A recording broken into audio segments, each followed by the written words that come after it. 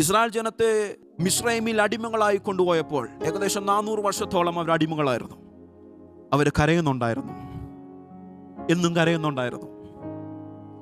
ആരുമില്ലാതെ വിഷമത്തോടെ ഇനി ഞങ്ങളെ ലക്ഷ്യസ്ഥാനത്തേക്ക് എത്തിക്കാൻ ഇനി ആരുമില്ല എന്ന് ചിന്തിച്ചിരുന്ന സമയത്ത് ദൈവം മോശയോട് പറയുന്നൊരു കാര്യമുണ്ട്. എൻ്റെ ജനത്തിൻ്റെ കഷ്ടത ഞാൻ കണ്ടു, ഊഴിയ വിചാരകന്മാർ നിമിത്തമുള്ള നിലവിളി ഞാൻ കേട്ടു, അവരുടെ സങ്കടങ്ങളെ ഞാൻ അറിയുന്നു. Praise the Lord. അങ്ങനെയാണെങ്കിൽ കർത്താവിൻ്റെ 3 വ്യക്തിത്വങ്ങളെയാണ് നമ്മൾ കാണുന്നത്. 1 കാണുന്നവനാണ്, 2 കേൾക്കുന്നവനാണ്, 3 അറിയുന്നവനാണ്. നമ്മുടെ ജീവിതത്തിലെ പ്രശ്നങ്ങളെ നന്നായി കാണുന്ന ഒരു ദൈവത്തെ നമ്മൾ ആരാധിക്കുന്നത്. നമ്മുടെ ജീവിതത്തിലെ പ്രശ്നങ്ങളെ നന്നായി കേൾക്കാൻ കഴിയുന്ന ഒരു ദൈവത്തെയാണ് നമ്മൾ ആരാധിക്കുന്നത്. നമ്മുടെ സങ്കടങ്ങളെ ദൂരത്ത് നിന്ന് പോലും ഗ്രഹിച്ചറിയാൻ കഴിയുന്ന ഒരു നാഥനെയാണ് നമ്മൾ ആരാധിക്കുന്നത്.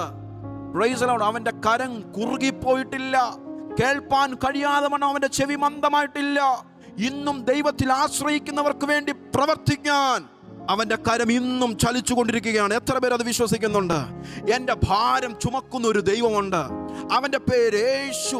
സുഖമുള്ള കാലത്തും കണ്ണുനീരിന്റെ നേരത്തും എന്നെ താങ്ങാൻ ആരുമില്ലെങ്കിലും, എൻ്റെ കൂടെ ആരുമില്ലെങ്കിലും, എൻ്റെ പിതാവോ മാതാവോ കൂടെയില്ലെങ്കിലും എന്നെ അറിയുന്ന ഒരു ദൈവമുണ്ട്.